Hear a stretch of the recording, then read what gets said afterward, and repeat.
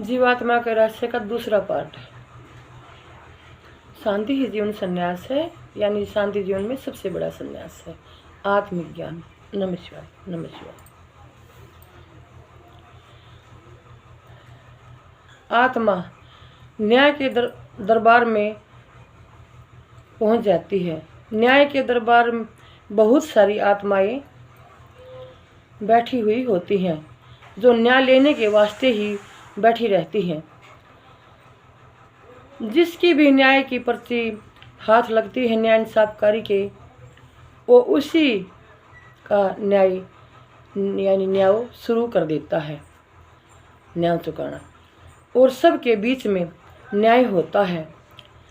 जीवन में जो कुछ भी किया, सोचा, कमाया, पाया, अक्षीना, क्या पुण्य किया, कितना खिलाया और कितना खाया, कितना पहनाया और कितना पहना, कितना अपने लिए जिया और कितना औरों के लिए, कितना अच्छा किया और कितना बुरा, कितनी जिंदगी दी, कितनों की ली और क्यों ली, कितनी अच्छी दुआएं की, कितनी बुरी, यानी जिस तरह का भी जिसका इतिहास होता है, बनता है, वो बनाता है, सब कुछ को ओपन न्यायकारी न्याय में चुकाता है, यानी कहता है, सुनाता है। न्यायकारी और सब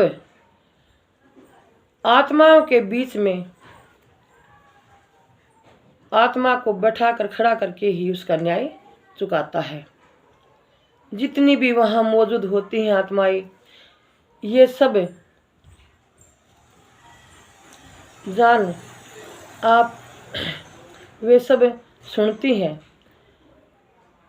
और उस आत्मा ने जो भी कुछ जीवन में किया वो सब सुनना पड़ता है, वो भी शांतिपूर्ण। कुछ भी अपनी बात नहीं रखनी पड़ती, नहीं रखी जाती। ये सब हमें शिव पुराण में, महाशिव पुराण में, गीता ग्रंथों में सुनने को मिल जाएगा। इसलिए और ये गीता ग्रंथ पोथी पंसारी की दुकान पर यानी शॉप पर मिलती है। आप भी ज़रूर लीजिए और उन्हें पढ़िए और उन्हें शिक्षा ग्रहण कीजिए। ये न समझो कि कहीं भगवान देख नहीं रहे, कोई देख रहा हो या ना देख रहा हो, लेकिन जिसने न्याय चुकाना है वो सब कुछ देख रहा है और सब कुछ सोच से, उसके कर्मों से, उसके शब्दों से वाकिफ है। और जब जीवात्मा लोक में थी तो अपने कर्मों द्वारा उन सभी राहों को तैयार कर रही थी, जिन राहों से जीवात्मा ने आत्मा बनने के बाद पहुंचना पड़ता है, और उनमें कोई भी सहयोग नहीं होता, ना कोई सहयोग रखता है और ना कोई दखल अंदाजी करता है। इस बात का हम सबको समझ यानी ज्ञान ध्यान जरूर रहे। ना कोई दखल अंदाजी करने वाला होता है। जीवन के अच्छे बुरे कर्मों से ही होते हैं वे रास्ते तैयार, जो परमात्मा तक पहुंचाते हैं। ये होता है जीवात्मा और आत्मा का रहस्य।